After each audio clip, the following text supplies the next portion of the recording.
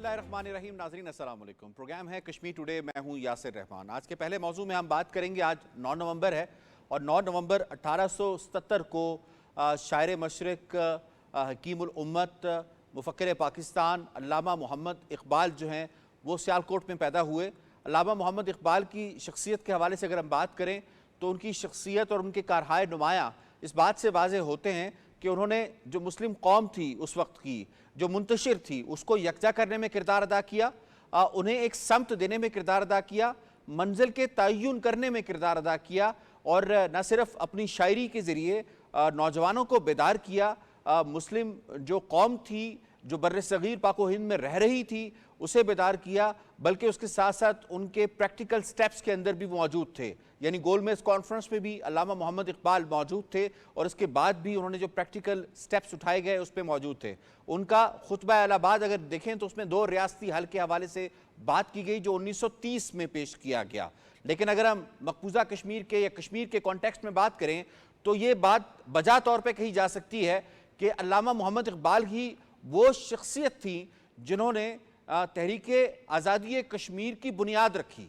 और मैं तारीख़ से ये बात साबित करके आपको बताऊंगा और इसके साथ साथ उन्होंने तहरीक पाकिस्तान की भी बुनियाद रखी। खुतबा इलाहाबाद 1930 में 2 रियासती हल के हवाले से करके, लेकिन उससे पहले अगर हम बात कर लें 1940 में किरण करारदाद मंजूर होती है और उसके बाद से ये मामला आगे चलता है। लेकिन 14 अगस्त 1931 वो तारीख़ है जिसमें मोची गेट के बाहर एक जलसा होता है और उस जलसे का इनेकाद जो है वो अल्लामा मोहम्मद इक़बाल करवाते हैं और वो उस जलसे से खिताब करते हुए उस वक्त के महाराजा से आज़ादी के हवाले से वो नारा बुलंद करते हैं और वो बुनियाद कही जाती है मकबूजा कश्मीर के या कश्मीर के कश्मीरियों की, जिसने उन्हें आज़ादी के हवाले से एक तहरीक दी और जिसकी वजह से आगे चल के लाखों कश्मीरियों ने अपनी जानों का नजराना पेश किया। हमने देखा आज़ाद कश्मीर जो है कश्मीरियों ने अपने बज़ूर क़ुव्वत जो वो हिंदुस्तानी इस्तबदाद से वो लिया और आज भी कश्मीरी जो हैं वो जिद्दोजहद कर रहे हैं।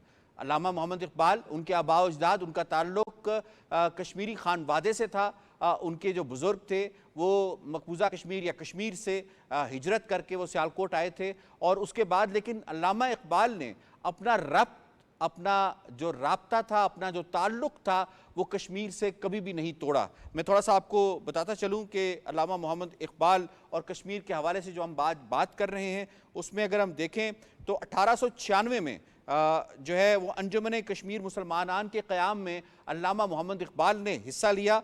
1908 में अल्लामा Mohammad Iqbal all India Muslim Kashmiri conference के जनरल सेक्रेटरी मुंतखब हुए। इसी तरीके से थोड़ा अगर हम आगे चलें तो 1921 में उन्होंने कश्मीर का 2 हफ्ते का दौरा किया और उनकी जो मशहूर ज़माना नज़्म है साक़ी नामा वो उन्होंने मकबूजा कश्मीर या कश्मीर में निशात पार्क में जो है वो उस वक्त उन्होंने ये लिखी और 1923 में जो उनकी किताब प्याम मशरिक़ आई उसमें कश्मीरी मुसलमानों की हालत ज़ार का जिक्र भी मौजूद है। इसी तरीके से 14 अगस्त 1931 को जो पहली बार कश्मीर डे मनाया गया वो अल्लामा मोहम्मद इक़बाल ने मनाया। तो ये जो तारीख़ से ली गए कुछ ऐसी कॉन्ट्रीब्यूशंस हैं जो अल्लामा मोहम्मद इक़बाल के हवाले से हैं। जो इक़बाल की शायरी है उन्होंने कश्मीरी नौजवानों के अंदर जो है वो खुददारी, बेदारी का जज्बा पैदा किया और उन्हीं की शायरी जो है वो बुनियाद फराहम करती है आज भी उन कश्मीरी नौजवानों को जो इतने बड़ी फाशिस्ट स्टेट के सामने जो है बरसरे पैकार हमें नज़र आते हैं। इस पर बात करेंगे, बड़े ज़बरदस्त पैनल ने आज हमें ज्वाइन किया है। सबसे पहले तारुफ़ करवा देते हैं जनाब।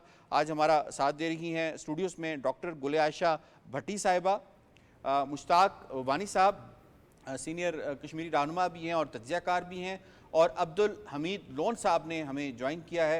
आप कश्मीरी रहनुमा हैं। टेलीफोन लाइन के ज़रिए हमारा साथ दे रहे हैं सैयद यूसुफ नसीम साहब, ये APSC के सीनियर रहनुमा हैं, और हमें ज्वाइन किया है हज़रत अल्लामा मोहम्मद इक़बाल रहमतुल्लाह अलैह के हवाले से बात करने के लिए प्रोफेसर फ़तेह मोहम्मद मलिक साहब ने, जो इक़बालियात के ऊपर एक अथॉरिटी माने जाते हैं। इससे पहले कि आपसे सवालात का आगाज़ किया जाए, आपको एक रिपोर्ट दिखाते हैं। शायर मशरिक़ अल्लामा मोहम्मद इक़बाल का ताल्लुक़ महज इसलिए कश्मीर से नहीं था कि ख़ित्ता कश्मीर इस ज़मीन पर जन्नत नज़ीर वादी है, बल्कि अल्लामा इक़बाल के अजदाद कश्मीरी थे और यूं उनकी रगों में बहने वाला खून खालिस कश्मीरी था। इसी ताल्लुक़ पर اقبال ہمیشہ فخر کرتے اور کشمیر سے جدائی کا احساس بھی رکھتے، جس کا ذکر وہ اپنے اشعار میں بھی کرتے تھے۔ کشمیر کا چمن جو مجھے دل پذیر ہے، اس باغ جاں فضا کا یہ بلبل اسیر ہے، ورثے میں ہم کو آئی ہے آدم کی جائیداد، جو ہے وطن ہمارا وہ جنت نظیر ہے۔ بدنام زمانہ معاہدہ امرتسر کے تحت کشمیر ڈوگرا شاہی خاندان کو فروخت کیا گیا تو علامہ محمد اقبال بے حد افسردہ ہوئے۔ انہوں نے کشمیریوں کو ڈوگرا راج کے خلاف بیدار کیا۔ یہ خونی رشتے کی تاثیر ہی تھی کہ وہ ہمیشہ کشمیریوں کے لیے فکر مند رہے۔ علامہ محمد اقبال تحریک آزادی کشمیر کے حقیقی بانی تھے، جنہوں نے سب سے پہلے کشمیر کی آزادی کا پرچم اٹھایا۔ انہوں نے کشمیر کی آزادی کی بات اس وقت کی جب پاکستان بننے کا تصور بھی نہیں تھا۔ علامہ محمد اقبال ہر ایک سے کہتے تھے کہ کشمیر کی آزادی کے لیے اپنی جدوجہد ہر حال میں جاری رکھنا۔ آپ کے افکار اور شاعری ہمیشہ کشمیریوں کا حوصلہ بڑھاتی رہے گی۔ رپورٹ آپ نے ملاحظہ کی، میں شامل کروں گا پروفیسر فتح محمد ملک صاحب۔ آپ کو بہت شکریہ، آپ نے ہمیں کشمیر ٹوڈے میں وقت دیا۔ فرمائیے گا، اقبال اور کشمیر کتنا گہرا تعلق تھا دونوں کا؟ اقبال کا تعلق بھی کشمیر ہی سے تھا۔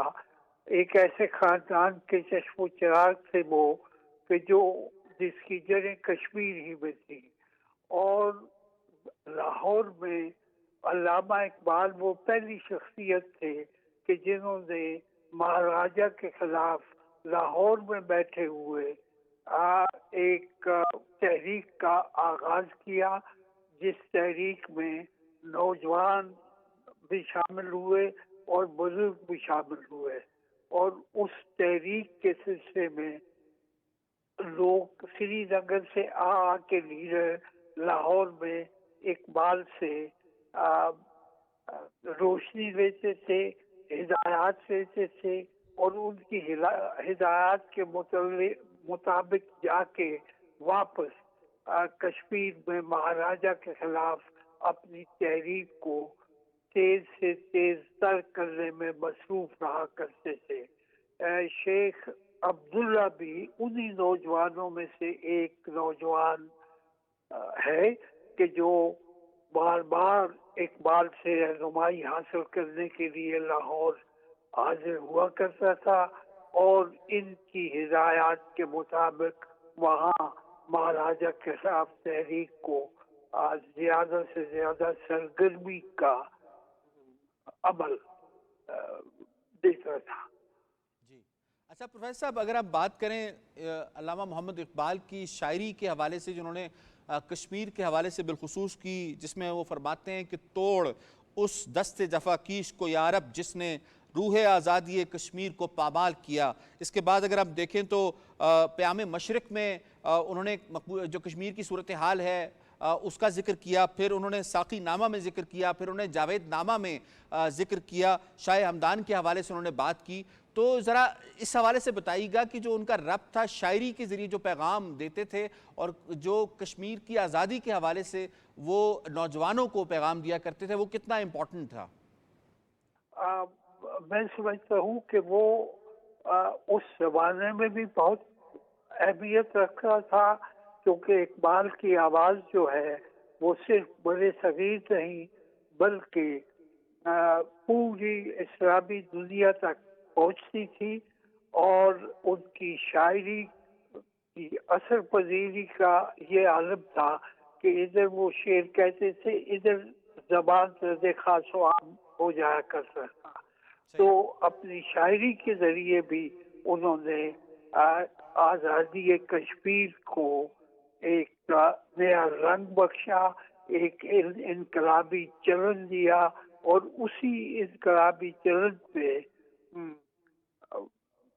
یہ بعد کی جو نسلیں ہیں، خاص طور پہ شیخ عبداللہ کے زمانے کی، انہوں نے ایسی تحریک چلائی مہاراجہ کے خلاف کہ بالآخر مہاراجہ کو ہار ماننا پڑی۔ جہاں تک شعر و سخن کا تعلق ہے تو یہ نظمیں شاعرانہ خصوصیات کی بنیاد پہ اور اپنی اثر انگیزی کی وجہ سے بہت اہمیت رکھتی ہے۔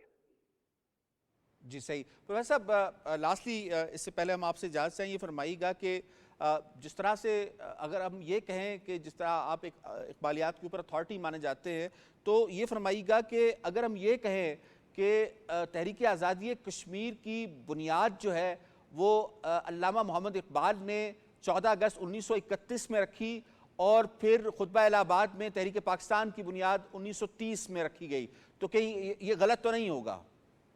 ये बिल्कुल दुरुस्त है, ये बिल्कुल दुरुस्त है। और ये जो तहरीक है महाराजा के खिलाफ, उसके जोर पकड़ने से पहले, बल्कि उसके आगाज से भी पहले, वो ऐसे दानिशवरों से कश्मीर के जो कोई अलीगढ़ में बैठा था, कोई लखनऊ में था, उन सब के साथ खत व किताबत के जरिए भी राब्ता रखे हुए थे। और मौजू यही होता था कि कश्मीर को महाराजा के चुंगल से कैसे आज़ादी दिलाई जाए और कश्मीर को कैसे एक मुसलमान ममलकत, मुसलमान अक्सरियत की ममलकत का रूप बख्शा जाए। जी जी, बहुत बहुत शुक्रिया प्रोफेसर फ़तेह मोहम्मद मलिक साहब हमसे बात करने के लिए। यकीनन इस हवाले से आपने बड़ी इंपॉर्टेंट डिटेल्स हमारे नाज़रीन से शेयर की। सैयद यूसुफ नसीम साहब, मैं आपको इसमें शामिल करूंगा। फरमाइएगा कि अगर हम बात करें इकबाल की शायरी से हटकर जो उन्होंने प्रैक्टिकल एफर्ट्स की, जिसमें वो गोलमेज कॉन्फ्रेंस में जब शामिल होते हैं तो उस वक्त वो कश्मीर की बात करते हैं, यानी महाराजा से कश्मीरियों की आज़ादी के हवाले से वो ये मुद्दा जो है वो उस वक्त की बरतानवी राज के सामने उठाते हैं। फिर बाद में हमें लीग ऑफ नेशन में जो खतूत भेजे जाते हैं उसके बारे में पता चलता है। तो प्रैक्टिकली अल्लामा मोहम्मद इकबाल ने कश्मीरियों के लिए कितनी जिद्दोजहद की। सबसे पहले अल्लामा इकबाल एक आलमी मुफक्कर थे। उनका पैगाम चाहे वो नज़म में है, वो नसर में है, वो फारसी में है, वो उर्दू में है, वो अंग्रेजी में है, वो आलम इस्लाम और मुसलमान नौजवान नस्ल के लिए सबसे ज्यादा अहम है। तो जिस तरह आपने खुद फरमाया कि यूनाइटेड नेशन या लीग ऑफ नेशंस की बात की, जिनेवा की बात की, और फिर उनके कलाम में जहां भी आप देखेंगे तो एक बेदारी भी बड़ी उन्होंने कश्मीर पे बात की गोलमेज कॉन्फ्रेंस में। जहां तक कश्मीर का ताल्लुक है तो मैं वापस आता हूं कि उनका जिस तरह मलिक साहब ने फरमाया, उनका ताल्लुक ही मकबूजा कश्मीर से था। उनके बुजुर्गों का, अगरचे वो सियालकोट में पैदा हुए, लेकिन उनके वालिद मोहतरम जो थे वो लोलाब कश्मीर से उनका ताल्लुक था। और अल्लामा अनवर शाह कश्मीरी रहमतुल्लाह अलैह वो भी उसी इलाके के थे। और जब वो लाहौर में थे तो उनका एक ताल्लुक रहा अलीगढ़ मुस्लिम यूनिवर्सिटी के तमाम तलबा के साथ, जिसमें शेख मोहम्मद अब्दुल्ला भी शामिल था, दीगर जो लोग वहां पढ़ते थे कश्मीर से जाकर, और उन लोगों के साथ भी जो ऑरेंटल कॉलेज लाहौर में आके पढ़ते थे। और इस तरह एक उनका कनेक्शन था कश्मीर की पूरी क़यादत के साथ। जहां तक ताल्लुक है महाराजा के खिलाफ शख्सी हुकूमत के खिलाफ तारीख का, तो आपको याद होगा कि 13 जुलाई 1931 को जिन 22 लोगों ने अजान को मुकम्मल करते हुए अपनी जान का नजराना पेश किया श्रीनगर सेंट्रल जेल के सामने, तो उस वक्त चंद दिनों बाद यानी कि 1932 में पत्थर मस्जिद श्रीनगर में मुसलमाना ने कश्मीर में, जिसमें मीरवाइज साहब शामिल थे, चौधरी गुलाम बाज साहब शामिल थे, जिसमें शेख मोहम्मद अब्दुल्ला शामिल थे, तो इन्होंने एक मुनज़्ज़म तहरीक का आगाज किया ऑल जम्मू कश्मीर मुस्लिम कॉन्फ्रेंस के नाम से।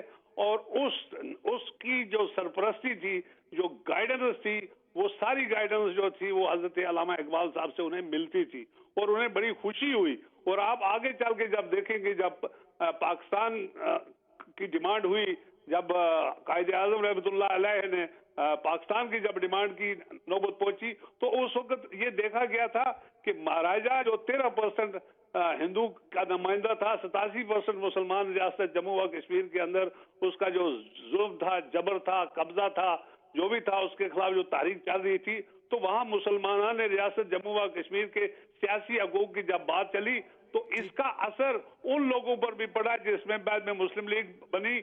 और इस वक्त भी मैं ये समझता हूँ कि हजरत अल्लामा इकबाल की जो रहबरी थी वो मुस्लिम लीग के बनने के वक्त भी पाकिस्तान की गाइडेंस के लिए भी बदरजा तो मौजूद थी। और मकबूजा रियासत जम्मू व कश्मीर में जो तहरीक महाराजा के खिलाफ चली मुसलमानों के हकूक के लिए, रियासत जम्मू व कश्मीर को एक मुसलमान रियासत बनाने के लिए, उसमें अल्लामा इकबाल का जो हिस्सा है वो आप उनकी नज़म में देखते हैं, आप उनके कलाम में देखते हैं, आप उनकी एक्टिविटी में देखते हैं। हत्ता कि जिनेवा में भी انہوں نے ایک بار کہا کہ اے باد صبا جب تم جنیوا سے گزرے گی تو ہاں، میرے بالکل، وہ کشمیریوں فارسی کی کا جو حالت بڑا وہاں مشہور بیان شعر ہے ان کرنا کا، صحیح۔ کہ وہاں مہاراجا کے ظلم سے وہ کس طرح زندگی بسر کر رہے ہیں۔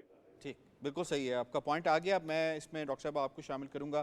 جس خاک کے ضمیر میں ہو آتش چنار، ممکن نہیں کہ سرد ہو وہ خاک ارجمند۔ یہ علامہ محمد اقبال نے یہ کشمیر کے حوالے سے کہی کہ اس کی خاک میں ہی اتنا جو ہے وہ آتش موجود ہے۔ یہ فرمائیے گا کہ جو آج کا نوجوان ہے، جو علامہ اقبال کی شاعری ہے، کس حد تک وہ موٹیویٹ کرتی ہے اس کشمیری نوجوان کو جو ایک مقصدیت لے کر کشمیریت کے لیے وہ اپنی جان کا نذرانہ پیش کر رہا ہے؟ اگر آپ پوئٹری کو دیکھتے ہیں، اقبال کی پوئٹری، تو وہ بہت ریولوشنری پوئٹری ہے اور وہ ٹائم باؤنڈ نہیں ہے۔ وہ آپ اس کو آج کے سینیریو میں بھی اس کو پراپرلی امپلیمنٹ کر سکتے ہیں۔ اور اس ٹائم میں آلدو نے کہا جاتا ہے کہ وہ ایک بہت بڑے ریولوشنری پوئٹ تھے، فلاسفر تھے، لیکن ان کی فلاسفی اور پوئٹری آج بھی امپلیمنٹ ہوتی ہے بالکل اسی طرح۔ کہ قوموں کی زندگیوں میں اسپیشلی جو اپریسڈ نیشنز ہوتی ہیں، ان کی لائف میں دو طرح سے اسٹرگل چل رہی ہوتی ہے۔ ایک اسٹرگل وہ ہوتی ہے جس میں جو ملٹری انوالو ہوتی ہے تھرو دا آئرن ہینڈ۔ دوسرا فلاسفیکل انڈرسٹینڈنگ ہوتی ہے جس میں پوئٹس جو ہوتے ہیں اسپیشلی اس اپریسڈ نیشن سے نکلے ہوتے ہیں، وہ اپنی جو ینگ جنریشن ہوتی ہے اس طرح وہ ان کو موٹیویٹ کرتے ہیں اور کس طرح سے وہ اسٹیپ بائی اسٹیپ ان کو یہ سکھاتے ہیں کہ آپ نے اس مسئلے کا سلوشن کیسے لے کر آنا ہے۔ اقبال کی پوئٹری میں بھی آپ دیکھیں تو آپ کو 3 آسپیکٹ نظر آتے ہیں۔ پہلا آسپیکٹ وہ ہے جس میں وہ اس ایشو کو اسپیشلی جو اس وقت ساؤتھ ایسٹ ایشیا میں خاص طور پر جو مسلمان فیس کر رہے تھے problems, oppression through the colonialism اور ویسٹرن اپریشن، تو وہ دکھاتے تھے۔ اور کشمیر کا اسپیشلی جو ڈوگرا راج تھا اس کے اوپر وہ بات کی انہوں نے کہ ڈوگرا راج آبویسلی وہ بھی ایک الیگل گورنمنٹ تھی اور اپریشن واز دیئر۔ تو اب اس میں ایک تو انہوں نے اس کو اویئرنیس کریٹ کیا اور اس کے ساتھ ہی جو اگلا اسٹیپ ہے اس میں پھر وہ اس کا سلوشن بتاتے ہیں کہ وہ سلوشن کیا ہے۔ اس سلوشن میں انہوں نے خود ہی کا کانسیپٹ دیا، سیلف اویئرنیس، سیلف ریلائنس، جیسے کبھی ہے نوجوان مسلم تدبر بھی کیا تو نے، یعنی he was making them to think about the solutions کہ آپ نے اس پرابلم میں سے باہر کیسے آنا ہے۔ اور تیسرا جو ان کا اسٹیپ تھا ان کی پوئٹری کا، دیٹ واز ریلیٹڈ ٹو اس فیوچر امپلیکیشن کہ فیوچر میں اگر یہ مسئلہ حل نہ ہوا تو اس سے کیا اور پرابلمز آ سکتے ہیں، امپلیکیشنز کیا ہو سکتی ہیں؟ صحیح۔ تو یہ اور میرا خیال ہے وہ ساری چیزیں جو ہے وہ سامنے آئی ہیں۔ بالکل ایسا ہی ہے۔ ٹھیک۔ تو آپ دیکھیں کہ کتنا انٹرسٹنگ ریولوشن آئیڈیالوجی تھی ان کی، فلاسفی تھی۔ اور ابھی جہاں جہاں آپ کو مسلمان اپریشن میں نظر آ رہے ہیں، کیونکہ ان کی پوئٹری اردو، پرشین میں اور پھر بعد میں بہت ساری لینگویج میں ٹرانسلیٹ ہے کہ اوریجنلی ایون کشمیری کے اندر بھی ٹرانسلیٹ کی گئی ہے۔ تو امام خمینی نے اسٹیٹمنٹ 86 میں دی کہ ہماری جو اقبال کی جو پرشین پوئٹری تھی اس نے ہمیں موٹیویشن دی اس ریولوشن پہ کہ ہم نے کنگ کے اوپریشن سے کیسے باہر آنا ہے۔ تو وہ ایک آئیڈیا ہے۔ آپ ایران کے ریولوشن کے حوالے سے بات کریں۔ ایرانی ریولوشن کی بات کریں۔ جہاں تک بات آتی ہے کہ جو ینگ جنریشن ہے اس وقت کشمیر کے اندر، تو ان کے لیے اقبال نے جب بھی کشمیر میگزین کے لیے وہ لکھتے تھے تو اس میں انہوں نے بار بار ان کو ایجوکیشن اینڈ اویئرنیس کی بات کرتے تھے، اور میرا خیال ہے کہ وہ آج کے لیے بھی اسی طرح ہی ریلیونٹ ہے کہ ایجوکیشن ان کی اور اویئرنیس بہت ضروری ہے ان کی۔ بالکل ٹھیک ہے۔ میں اس میں آپ کو شامل کروں گا وانی صاحب کی فرمائی کہ جیسے اقبال نے ایک اسٹیٹمنٹ دی، انہوں نے کہا کہ جیسے لفظ کشمیر ایک ہے، اس کے اندر کوئی ڈویژن نہیں ہے، تو میں یہ چاہتا ہوں کشمیری قوم بھی جو ہے وہ ایک ہو جائے۔ تو کس حد تک کشمیری قوم نے اس پہ عمل کیا، وہ ایک ہوئے اور اپنے نصب العین کے اوپر وہ اس وقت کاربند ہیں؟ بالکل جی، آپ کی بات صحیح ہے کہ اس وقت کشمیری قوم یکجا ہے، بالکل متحد ہے۔ جس طرح کے دفعہ 370 اور 35 کو ختم کیا گیا، اس کے بعد جو بھارت نواز جماعتیں مقبوضہ کشمیر میں جو نہیں ہیں وہ سب اس وقت کٹھی ہیں، اور سب کا یہی مطالبہ ہے کہ کشمیر کی شناخت جو ہے کم از کم بحال کی جائے، اور اس پہ متفق ہیں تمام۔ اور آپ نے حال ہی میں دیکھا کہ وہاں ایک قرارداد پیش کر دی اسمبلی بات میں، کریں گے اپنے موضوع۔ تو اس سے پہلے جو ہے جو چیف منسٹر ہیں عمر عبداللہ وہ گئے، مودی سے بات کی، وہاں پہ انہوں نے یہی کہا کہ یہ مسئلہ اسی طرح ہونا چاہیے، اس کو بحال کریں۔ تو مسئلہ وہی ہے کہ متحد ہے قوم اس وقت، پوری کشمیری قوم متحد ہے، اور علامہ اقبال بھی یہی چاہتے تھے کہ کشمیری متحد ہوں۔ اور ان کو جیسے کہ میرے پہلے جو ساتھیوں نے بات کی کہ انہوں نے نوجوانوں کو یہی تھا کہ آپ تعلیم حاصل کریں، تعلیم حاصل کریں گے تو آپ میں شعور پیدا ہوگا تو آگے بڑھیں گے۔ تو بالکل یہ بات سچ ہے کہ کشمیری قوم ہمیشہ سے متحد ہے، اب بھی ہے اور ایک ہے، اور ہمارا سب کا یہی ایک مقصد ہے کہ کشمیریوں کو ان کا وہ بنیادی حق خود ارادیت دیا جائے جس کا اقوام متحدہ نے ان سے جو ہے وعدہ کیا ہے، خود वज़ीर आज़म जो भारत के थे जवाहरलाल नेहरू, उन्होंने श्रीनगर के लाल चौक में आवाम से कहा था कि हम आपको हक़ खुद इरादियत ज़रूर देंगे।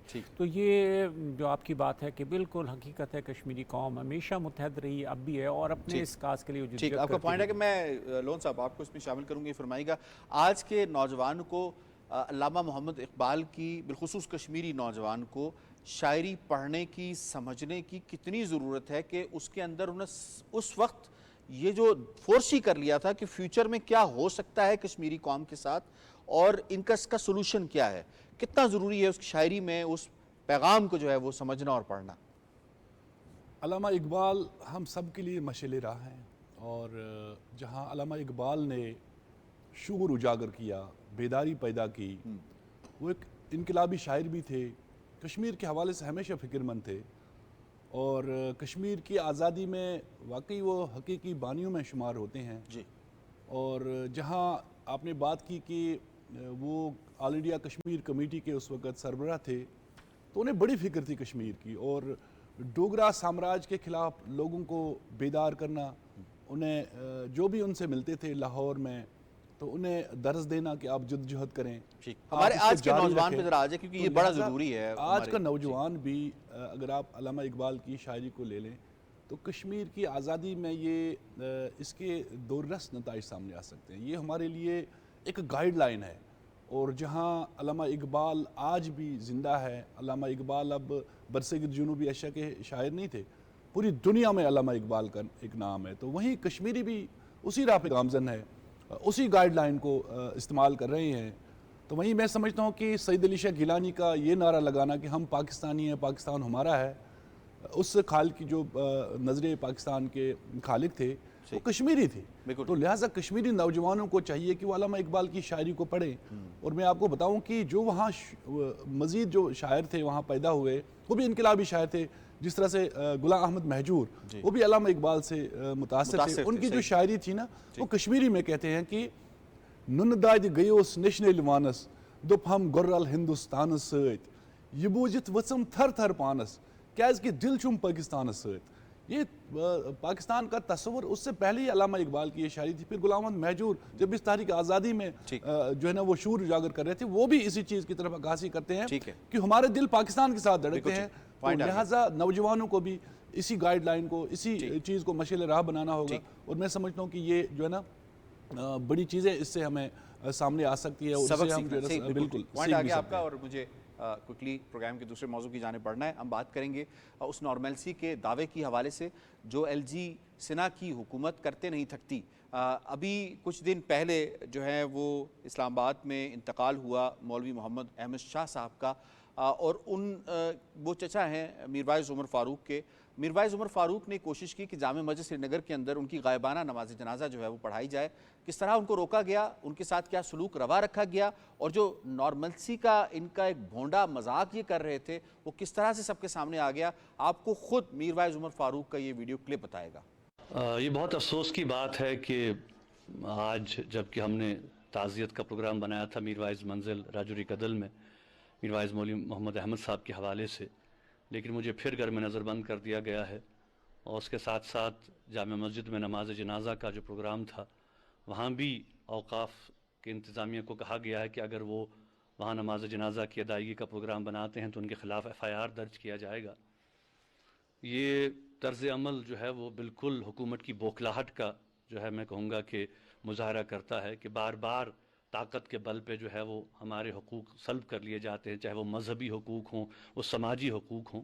और ये अफसोस की बात है कि मजहबी प्रोग्राम को इस तरह से ताकत के बल पे सल्ब करना और मूवमेंट पे कदगन लगाना, ये अफसोसनाक तर्ज अमल है। मैं LG साहब से ये पूछना चाहता हूँ कि क्या उनके नया कश्मीर में अब ताज़ियत पुरसी करना और जनाजा पढ़ना भी एक जुर्म माना जाता है? क्या यही हकीकत है? तो ये अफसोसनाक तर्ज अमल है, और हम हुकूमत के इस तर्ज अमल की इस सोच की जो है वो पुरज़ोर मजम्मत और मलामत करते हैं। और ये यहाँ के असल जो हालात हैं उनकी एक निशानदेही है कि किस तरह से यहाँ पे इंतज़ामिया मन मर्जी की जो है अपनी पॉलिसी पे गामजन है। जी, आपने ایک سٹیٹمنٹ جو ہے وہ میرواعظ عمر فاروق صاحب کی جانب سے وہ سنی. یقیناً یہ بہت بڑا آئی اوپنر ہے ان تمام لوگوں کے لیے جو یہ سمجھتے ہیں کہ مقبوضہ کشمیر میں کہیں نارملسی جو ہے وہ لوٹ آئی ہے. اس پر ذرا بات کریں گے. سید یوسف نسیم صاحب یہ فرمائیے گا کیا امر مانے تھا کہ ان کو غائبانہ نماز جنازہ جو ہے وہ پڑھنے دی جاتی, ان کو جو ہے وہ سوگ یا جو ایک اسلامی طریقہ ہوتا ہے اس کے مطابق جو ہے اپنا طریقہ کار اختیار کرنے دیا جاتا؟ کیوں اتنی خائف ہے ایل جی سنا کی یہ کٹ پتلی حکومت؟ ہندوستان کی تمام انٹیلیجنس ایجنسیز کی رپورٹ ہے جو انہوں نے اپنے پرائم منسٹر کو دی ہے کہ جو آپ نے دفعہ 370 اور 35A کو ریووک کیا from the constitution of India, اس کے بعد ایک کشمیری بھی آپ کے ساتھ نہیں, چاہے وہ ہندو ہے یا مسلمان ہے. لہذا اس وقت ان کو ایک خوف طاری ہے کہ کہیں پر بھی حریت کی عادت یا حریت کا کوئی لیڈر سامنے آئے گا تو لوگ لاکھوں کی تعداد میں باہر نکلیں گے اور اپنا وہ جو پچھلے 2019 سے آج تک جو انہوں نے کرفیو لگا کے اور سب قائدین قیادت کو بند کر کے اور میرواعظ صاحب کو اپنے گھر میں نظر بند کر کے جس طریقے سے الیکشن کا ڈونگ رچایا اور دوسرے معاملات کی ایک ڈرامے کے تحت ایک سیکرٹ لکھا گیا دلی میں اور اس کے تحت یہ سارا کچھ ہوا, الیکشن بھی اور پھر حکومت بھی. آپ دیکھیں کہ کس طریقے سے ایک حکمت عملی کے تحت انہوں نے دنیا کو یہ باور کرانے کی کوشش کی کہ وہاں امن ہو گیا ہے, لیکن حقیقت یہ ہے کہ یہ ہندوستان جانتا ہے, ہندوستان کا وزیر اعظم جانتا ہے, ریاست جموں و کشمیر کے لوگ جانتے ہیں کہ جب تک ریاست جموں و کشمیر کے لوگوں کو ان کا مسلمہ پیدائشی حق جس کے لیے انہوں نے 6 لاکھ لوگوں کی قربانیاں دی ہیں وہ نہیں مل جاتا تو ہندوستان 10 لاکھ کے بجائے 18 لاکھ فوج بھی کشمیر میں لے آئے وہ نارملسی پیدا نہیں کر سکتا. اس کو خوف ہے کہیں سے یہ چنگاری جو اندر موجود ہے لوگوں کے اندر, کشمیری جو دم پھوٹ ایک لفظ ہے کشمیری کا کہ یہ اس 10 لاکھ فوج کے ظلم اور تشدد کی وجہ سے جو خاموش ہیں تھوڑا ریسٹ کر رہے ہیں ذہنی طور جسمانی طور, لیکن کشمیری کبھی بھی ہندوستان کی اس بالادستی کو تسلیم نہیں کرے گا. یہی وجہ ہے کہ حریت کی ساری قیادت آج بھی جیلوں میں ہے. یہی وجہ ہے کہ میرواعظ احمد صاحب کا جنازہ سری نگر میں نہیں پڑھنے دیا گیا, میرواعظ صاحب کو میرواعظ منزل سے باہر نہیں نکلنے دیا گیا. تو یہ وہ ان لوگوں کے لیے ان کے منہ پر ایک تھپڑ ہے. ایک بات میں آپ سے اور عرض کر, جو یہ کہتے ہیں کہ وہاں نارملسی ہے, ایک چیز میں آپ سے اور عرض کروں کہ دفعہ 370 ہو یا کانسٹیٹیوشن آف انڈیا ہو, ریاست جموں و کشمیر کے لوگ ہندوستان کے آئین کو نہیں مانتے. آرٹیکل 1 سے 396 جتنے بھی ان کے آرٹیکل ہیں کسی آرٹیکل کو نہیں مانتے. ہندوستان کا جبری قبضہ ہے کشمیر پہ. کشمیر کے لوگ نہ کسی ایکٹ کی بحالی چاہتے اور نہ کسی اور چیز کی, وہ صرف اور صرف حق کے خود ارادیت پر عمل کروانا جو یونائٹڈ نیشن کی ریزولوشن سے کمپرومائز نہیں کریں گے. ٹھیک, آپ کا پوائنٹ آ گیا. میں اس میں جو ہے وہ یقیناً بڑی ڈیٹیل کے ساتھ جو ہے وہ سید یوسف نسیم صاحب نے بتایا کہ کس طرح کلئی کھل گیا نارملسی کے حوالے سے. اس میں ایک اور ایشو ہے وہ بھی ڈسکس کرنا ہے کہ یہ 7 نومبر 2024 کو مقبوضہ کشمیر کی کٹ پتلی اسمبلی نے ایک قرارداد جو ہے وہ پاس کی ہے جس کے مطابق آرٹیکل 370 کی منسوخی کے خلاف مقبوضہ کشمیر میں قرارداد منظور کر لی گئی ہے. قرارداد نائب وزیر اعلیٰ سریندر سنگھ چودھری نے پیش کی ہے جس میں مطالبہ کیا گیا ہے کہ بھارتی حکومت مقبوضہ کشمیر کے منتخب نمائندوں سے بحالی کے لیے بات چیت کرے. اس پر میں چاہوں گا کہ اپنے پینلسٹ جو ہے ان کی رائے لے لوں. یہ فرمائیے گا لون صاحب, یہ قرارداد جو ہے منظور کی گئی ہے, کٹ پتلی انتظامیہ ہے, ان کے پاس اختیار ایسا نہیں ہے, لیکن کیا یہ پریشر جو ہے وہ کشمیریوں کی جانب سے اتنا ماؤنٹ نہیں کر گیا کہ آپ نے جو ہم سے وعدے کیے تھے now this is the time to fulfil the promise, اور اس پرومس کی فلفلمنٹ میں انہوں نے یہ قرارداد پیش کی. اس کا آگے چل کے کیا فیوچر نظر آ رہا ہے قرارداد کا؟ دیکھیں, جموں کشمیر کی کٹ پتلی اسمبلی نے جو قرارداد پیش کی اور منظور کر لی گئی ہے, منظور بھی کر لی گئی ہے, اور اس سے پہلے لوگوں نے جو ووٹ بھی دیا وہ ہندوستان کو سمجھ لینا چاہیے کہ کشمیری کسی بھی ایسے فیصلے کے ساتھ نہیں ہے اور وہ ہندوستان کا جو غیر قانونی تسلط ہے اس کو بھی تسلیم نہیں کرتے. وہیں 5 اگست کو جب جموں کشمیر کے آئینی حیثیت کو ختم کیا گیا تھا تو وہیں جو ریجنل پارٹیز تھی وہ ان کا الیکشن مینیفیسٹو ہی یہ تھا کہ ہم اسمبلی سے قرارداد لائیں گے اور اس کے بعد ہم اپنا سٹیٹس واپس لائیں گے. تاہم میں سمجھتا ہوں کہ اس سے پہلے بھی ہم نے اس پہ بات کی ہے کہ جو جموں کشمیر کی اسمبلی ہے یہ ایک نمائشی اسمبلی ہے، اس کے پاس اختیارات تو کچھ بھی نہیں ہے، یہ کوئی آئین سازی اختیار تو نہیں، کر سکتی ہے۔ لیکن لون صاحب اس میں آپ اس چیز پہ تو دیکھیں کہ جو اب لوگ ہیں، جو عوام ہے، جو کہتی ہے کہ ٹھیک ہے اب تم جیسے بھی تیسے پہنچے ہو یہاں پہ اس کٹ پتلی اسمبلی کے اندر، جو تم نے ہم سے وعدے کیے ہیں اس میں سب سے بنیادی جو وعدہ تھا وہ 370 اور 35E کی واپسی کا تھا، اس کو جاؤ اور جا کے اس کو ٹریگر کرو، ایسا ہی ہے؟ پتلی اسمبلی سے انہوں نے اگرچہ قرارداد پاس کی اور ہندوستان کو بتا دیا کہ کشمیری خوش نہیں ہے، وہ آپ کے ساتھ نہیں ہے، تو یہ میسیج ہے ڈائریکٹ دہلی کو، تو وہیں جو یہ ثواب دید ہے وہ ہندوستان کے پارلیمنٹ تک ہے کہ وہ اس کو ختم کرتی ہے یا نہیں۔ تاہم میں سمجھتا ہوں کہ مودی نے کشمیر کو دبانے کے لیے یہ حربہ جو اس وقت استعمال کیا تھا، مجھے نہیں لگ رہا ہے وہ واپس آ جائے گا۔ ٹھیک ہے، مودی کو اب بین الاقوامی سطح پہ پریشرائز کیا جائے، مودی کو عالمی سطح پہ جو ہے وہ جواب دہ ٹھہرایا جائے، چونکہ کشمیر ایک بین الاقوامی سطح پہ تسلیم شدہ ایشو ہے، تو لہٰذا ہندوستان کا یہ کوئی اندرونی معاملہ نہیں ہے، یہ کوئی دو طرفہ جو نا معاملہ بھی نہیں ہے، یہ بین الاقوامی سطح پہ تسلیم شدہ مسئلہ ہے۔ تو لہٰذا قراردادیں جو موجود ہے، جہاں دنیا بھر میں باتیں بھی ہو رہی ہے، ثالثی کی بھی ہوئی ہے، لہٰذا ہندوستان کو سمجھ لینا چاہیے کہ ان ہتھ کنڈوں سے جموں کشمیر کی جو آئینی حیثیت ہے یا جو اس کی متنازع حیثیت ہے اس کو وہ ختم نہیں کر سکتا، نہیں بدل سکتی، گراؤنڈ ریالٹی نہیں بدل سکتی۔ میں اس میں وانی صاحب آپ کو شامل کروں گا، یہ فرمائے گا کہ بی جے پی نے اس کے اوپر بڑا احتجاج کیا، انہوں نے قرارداد کی کاپیاں پھاڑ دی، انہوں نے کہا کہ اس وقت تک ہم اجلاس نہیں ہونے دیں گے جب تک یہ قرارداد جو ہے وہ وڈرا نہیں کر لی جاتی۔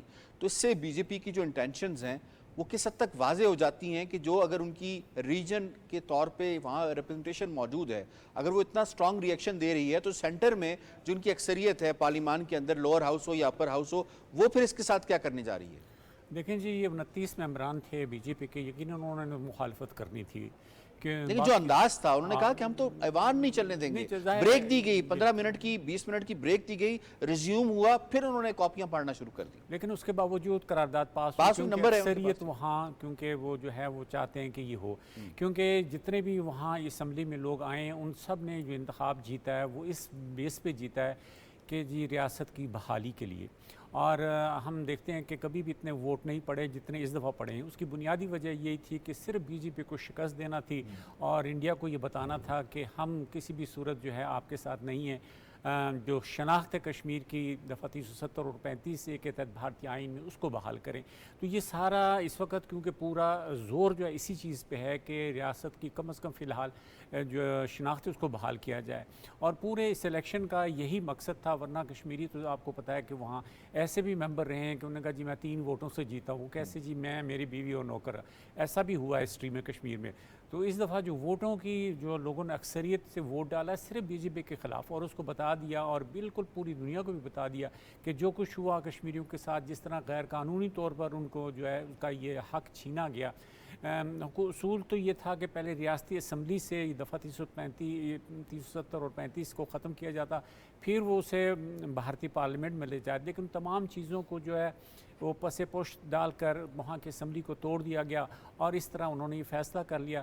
تو یہ بہت بڑی شکست ہے بی جے پی کی اس کشمیر میں، تو لہٰذا اس کے شکست کا اس نے بدلہ تو کسی طرح لینا ہے، اور انہوں نے اس سلسلے میں آپ کا پوائنٹ آ گیا۔ میں ڈاکٹر صاحب آپ کو اس میں شامل کروں گا، یہ فرمائے گا کہ محبوبہ مفتی نے یہ کہا ہے کہ یہ ریزولوشن، اس کی ورڈنگ پہ ان کو اعتراض ہے، کیونکہ یہ ہاف ہارٹیڈ ریزولوشن لگتی ہے، کیونکہ اس کی جو ورڈنگ استعمال کی گئی اس میں کہیں کنڈیم نہیں کیا گیا اس ایکٹ کو جو 5 اگست 2019 کو بی جے پی کی گورنمنٹ نے کیا، بس سمپل کہہ دیا گیا کہ ڈائلاگ کا پروسیس ہے اسے شروع کر دیا جائے۔ کس حد تک جسٹیفائڈ اس کی سٹیٹمنٹ لگتی ہے کہ اس کو کنڈیم نہیں کیا جانا چاہیے تھا جو ایکٹ انہوں نے کیا جس سے کشمیریوں کی کشمیریت اور شناخت چھیننے کی کوشش کی گئی ہے؟ بالکل ایسا ہی ہے، ایکٹ تو ایلیگل ہے اور اس کے اوپر کنڈمنیشن بھی آنی چاہیے تھی۔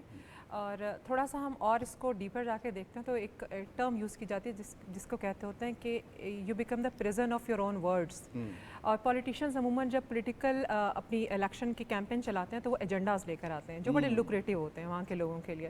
تو ابھی آپ کو یعنی آپ یہ کہہ رہی ہیں کہ عمر عبداللہ بھاگ نہیں سکتے؟ جی، اب لوگ ان کو جانے نہیں دیں گے، وہ جانے نہیں دیں گے، کیونکہ لوگ کہیں گے کہ جو پرومسز آپ نے کیے ہیں اب وہ فلفلمنٹ کا ٹائم آ گیا۔ ریممبر ہٹلر نے بہت سارے پرومسز کیے تھے جرمنس کے ساتھ، پھر جرمن سے پوچھنا شروع کر دیا کہ وہ کہاں ہیں وہ لائف جس کا آپ ہمیں خواب دکھاتے تھے. سملرلی اسی طرح ہوتا ہے, politicians they should be very much aware of the fact کہ آپ آ تو گئے ہیں, بیٹھ گئے ہیں پارلیمنٹ میں, اب آپ نے جب آپ کو جو لے کر ہیں وہ آپ سے کہیں گے کہ اب آپ ان وعدوں کی پاسداری کریں جس کی وجہ سے ہم نے آپ کو ووٹ کیا, اور یہی سچویشن وہ فیس کر رہے ہیں. اور ابھی مجھے نہیں پتا وہ سینڈوچ بن چکے ہیں, آپ دیکھیں مجھے ایسا لگتا ہے بٹوین دا آبویسلی آپ ایک بی جے پی کی حکومت بیٹھی ہوئی اور آپ نے ان کے انڈر ایک سو کالڈ الیکشن کا پارٹ بنے, اور اس وقت آپ کو آتے ہوئے لگ رہا تھا Do you کہ really think کہ جو ورڈنگ انہوں نے یوز کی کہ ایک ڈائلاگ کا پروسیس شروع کیا جائے, تو اس ورڈنگ کے نتیجے میں بی جے پی اس طرح سے ریسیپروکیٹ کرے گی کہ ٹھیک ہے جی آ جائیں پروسیس شروع کر لیتے ہیں, یہ لیں اسپیشل سٹیٹس آپ واپس؟ نہیں, بالکل ایسا نہیں ہے, پاسبلٹی نہیں ہے. اور دیکھیں جتنا کائنڈلی انہوں نے ورڈ یوز کیا نا ڈائلاگ, آپ کو کیا لگتا ہے یہ چیزیں ڈائلاگ سے سولوشن آئے گا؟ بالکل بھی نہیں آئے گا. اور لیکن عوام کی طرف سے, اور اگر کشمیریوں نے ان کو ووٹ بھی کیا ہے تو اس لیے نہیں کیا کہ آپ اتنی سافٹ لینگویج یوز کریں, بالکل نہیں کیا, آپ ڈنکے کی چوٹ پر بات کریں. تو ابھی تو یہ سٹارٹ ہے نا, جیسے جیسے وقت گزرے گا they are going to face the heat کہ عوام کہے گی کہاں ہے وہ فیصلہ جس کے لیے آپ آئے ہیں. ویلڈ پوائنٹ ہے جناب. اور پروگرام کے آخری حصے میں ہم بات کریں گے صدر ڈونلڈ ٹرمپ جو ہیں وہ ایک مرتبہ پھر امریکہ کے صدر منتخب ہو گئے ہیں. دوسری بار ان کی یہ صدارت کی مدت ان کو ملی ہے اور جنوری 2025 میں وہ اس عہدے کا حلف اٹھانے جا رہے ہیں. ابھی ہم پریزیڈنٹ الیکٹ کہہ سکتے ہیں صدر ٹرمپ کو. 21 اگست 2019 کو صدر ٹرمپ نے اس وقت ایک سٹیٹمنٹ دی تھی اور انہوں نے کہا تھا کہ ہم مقبوضہ کشمیر کے حوالے سے جو میڈییشن ہے یا مصالحت کاری کا جو کردار ہے وہ ادا کرنے کے لیے امریکہ تیار ہے. اس کے اوپر ہندوستان کی جانب سے ایک سٹیٹمنٹ آئی اور اس پہ بڑا جو ہے وہ شور مچایا گیا ہندوستان کی جانب سے. اس پر ذرا ہم اپنے پینلسٹ سے ان کی رائے جاننے کی کوشش کرتے ہیں کہ کس قدر امریکہ یقیناً ایک سپر پاور ہے, دنیا کی سب سے بڑی اکانومی ہے, اس کے پاس ملٹری مائٹ ہے, اس کے پاس تمام انسٹرومنٹس ہیں جس کے ذریعے وہ کام کر سکتی ہے. P5 میں سے ون آف دا کی P5s ہے. تو اس سارے سٹیٹس میں رہتے ہوئے وہ کیا کشمیریوں کے لیے صدر ڈونلڈ ٹرمپ جنہیں انکنونشنل پریزیڈنٹ کہا جاتا ہے, کیا وہ کوئی کردار ادا کر پائیں گے؟ سید یوسف نسیم صاحب, کیا ایکسپیکٹیشنز ہیں آپ کو امریکی نو منتخب صدر ڈونلڈ ٹرمپ سے کہ وہ کس طرح سے رول پلے کر سکتے ہیں؟ انہوں نے ماضی میں اگست 19 کو ایک سٹیٹمنٹ دی تھی, آپ سمجھ سکتے ہیں کہ اس سٹیٹمنٹ سے کچھ آگے بڑھیں گے وہ؟ دیکھیے, ایک تو یہ کہ یہ دو چار یہ 5 پرماننٹ ممبر ہے سیکورٹی کونسل کے, ان میں اکثر آپ نے دیکھا ہوگا کہ افراد تو بدلتے ہیں, پالیسیاں نہیں بدلتی. لیکن ایک چیز میں یہاں وثوق سے کہوں گا کہ اس بار نہ صرف جس سٹیٹمنٹ کا آپ تذکرہ فرما رہے ہیں بلکہ ٹرمپ نے اپنی ساری تقریروں میں کہا کہ اس دفعہ میں ترقی اور امن کے لیے آیا ہوں, میں دنیا میں جنگیں ختم کرنے کے لیے الیکشن لڑ رہا ہوں. تو اس میں کشمیر کے بارے میں بالکل وہ اویئر ہے اور اس کی نوٹس میں یہ ساری چیزیں جو کچھ ہندوستان نے وہاں کیا یا کر رہا ہے. اسی طرح یہ جو اسرائیل کی سب جنگ چل رہی ہے, باقی جو معاملات ہیں, تو میرا اندازہ ہے کہ وہ اس وقت کوئی گڈ نیم پیدا کرنے کے لیے امریکہ کے گڈ آفسز استعمال کرے گا, ضرور کرے گا, تاکہ پوری دنیا میں بھی کسی امن آ جائے, اور امن ہی ساری دنیا میں ترقی کا ضامن ہے. تو یہ اس کی تقریروں سے یا اس کے انداز بیان سے لگتا ہے کہ اس کی کوشش ضرور ہوگی کہ وہ ایک دفعہ پھر انڈیا کو مجبور کرے گا کہ وہ کشمیریوں کے ساتھ, پاکستان کے ساتھ مذاکرات کرے. اور اس ریجن میں جو سب سے بڑا خوف ہے ایٹمی جنگ کا, وہ مسئلہ کشمیر ہے. تو مسئلہ کشمیر کو حل کرنے کے لیے وہ یقیناً اپنا کوئی نہ کوئی حصہ ادا کرے گا. ٹھیک ہے, دوسرا جو جی ٹھیک ہے شاید جی آپ کا پوائنٹ آ گیا. یہ سیگمنٹ ہمیں تھوڑا سا کوئک راؤنڈ رکھنا ہے اس کے اندر. میں اس میں ڈاکٹر صاحب آپ کو شامل کروں گا. یہ فرمائے گا کہ ٹرمپ کی جو میڈن سپیچ تھی آفٹر وننگ دا الیکشنز, انہوں نے کہا کہ میں دنیا میں جنگ و جدل ختم کروں گا, جس طرف سید یوسف نسیم صاحب نے اشارہ بھی کیا ہے. تو جنگ کی اگر بات کی جائے تو 3 سے 4 جنگیں پاکستان انڈیا کی کشمیر کے مسئلے کے اوپر ہی ہو چکی ہوئی ہیں. تو کتنا بڑا یہ ایشو بن سکتا ہے اور کتنی ضرورت ہے کہ جو سب سے پرانا مسئلہ ہے, چاہے وہ کشمیر کا ہو یا پیلسٹائن کا ہو, اسے ختم کیا جائے؟ بالکل ایسے ہی ہے, بلکہ میں تو اس کو نیوکلیئر فلیش پوائنٹ کہتی ہوں کہ آپ اور بہت والیٹائل ہے, کبھی بھی کچھ بھی ہو سکتا ہے. اور کشمیر جو ہے یہ وہ ایشو ہے جس کو سلوشن بہت ضروری ہے اور پرامپٹ سلوشن ضروری ہے. لیکن کیا ٹرمپ یہ چاہتے بھی ہیں سلوشن؟ اور ٹھیک ہے وہ اپنی اسپیچ میں کہہ تو رہے ہیں کہ میں پیس لے کر آؤں گا, جنگوں کو ختم کروں گا. اور فیوچر میں بھی ہم نے دیکھا ہے کہ ان کا جو پالیسیز ایسے ہی رہی ہیں جس میں ان کی کوشش تھی کہ بس پیس رہے, more and more America first, more economic development کی بات کی ہے. اور کشمیر کے اوپر بھی ان کا جو امریکہ کا اوور آل سٹانس رہا ہے نا, وہ یہ رہا ہے کہ بس معاملے کو سیٹل ڈاؤن کریں. لیکن ساتھ ہی ساتھ ہمیں یہ بھی نہیں بھولنا چاہیے کہ جو فرسٹ ٹرم گزرا تھا ٹرمپ کا تو اس میں سب سے زیادہ ان کی اسٹریٹجک اور ملٹری کلیبریشن رہی ہے انڈیا کے ساتھ، اور وہ ان کو اپنا جو ہے مودی کو اپنا بہت اچھا فرینڈ کنسیڈر کرتے ہیں. تو اب ایک طرف ان کے اکنامک اور اسٹریٹجک بینیفٹ ہے، دوسری طرف ہیومن رائٹس وائلیشن ہے، تو یہ ان کو چوز کرنا ہوگا بہت وائزلی کہ انہوں نے کس طرف جانا ہے. جی ٹھیک ہے. وانی صاحب، بطور کشمیری کیا توقعات ہیں، کس طرح سے ریسیپروکیٹ کرنا چاہیے امریکہ کو اس ہیومن رائٹس کی وائلیشنز کے اوپر جو انڈیا کمٹ کر رہا ہے مقبوضہ کشمیر میں؟ دیکھیے یہ اصولاً اگر جو بھی وہاں حکومتیں آتی ہیں ہمیشہ مسئلہ کشمیر کو وہ متنازع سمجھتی ہیں. یہ امریکن پالیسی ہے، اب تک ہے، پہلے بھی یہی تھی کہ متنازع ہے. اور دوسری بات یہ ہے کہ یہ نہیں کہ سابقہ دور میں مقبوضہ کشمیر میں 35 اور 370 ختم کیا گیا، تو لیکن اب اس دفعہ مجھے امید ہے کہ 5 اگست کو یہ کیا گیا اور 21 اگست کو انہوں نے اسٹیٹمنٹ دی ہے میڈیشن کی. بالکل. تو میڈیشن جب بھی تمام امریکی حکومتیں دیتی رہی ہیں لیکن ہمیشہ پاکستان تو قبول کرتا رہا ہے، لیکن انڈیا اس کو مسترد کرتا رہا. یہ بھی ایک تاریخ ہے ہماری. تو پھر بھی کشمیریوں کو توقعات ہیں کہ امریکہ کی حکومت کیونکہ ایک عالمی طاقت ہے، سپر طاقت ہے، ملک دنیا میں امن لانا ہے، تو اس وجہ سے وہ کسی نہ کسی حد تک مسئلہ کشمیر کے لیے ہو سکتا ہے پھر ثالثی کی وہ پیشکش کرے اور دونوں حکومتوں پر زور دیں کہ وہ بات چیت کے ذریعے مسئلہ حل کریں. تو یہ سلسلہ تو یقیناً چلتا رہے گا.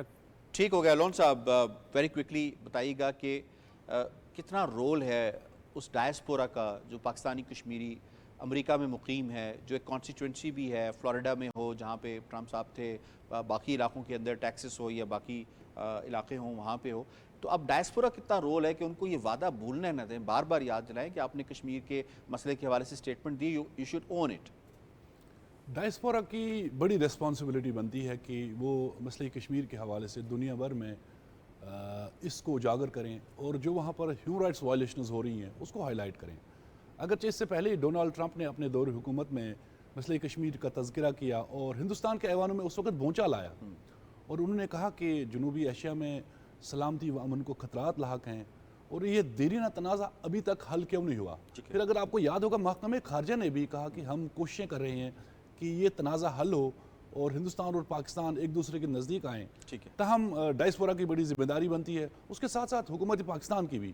ہم نے سفارتکاری اپنی بڑی جارحانہ رکھنی ہوگی، ہم پولیٹیکلی بھی اس پہ کام کریں، لابی کریں.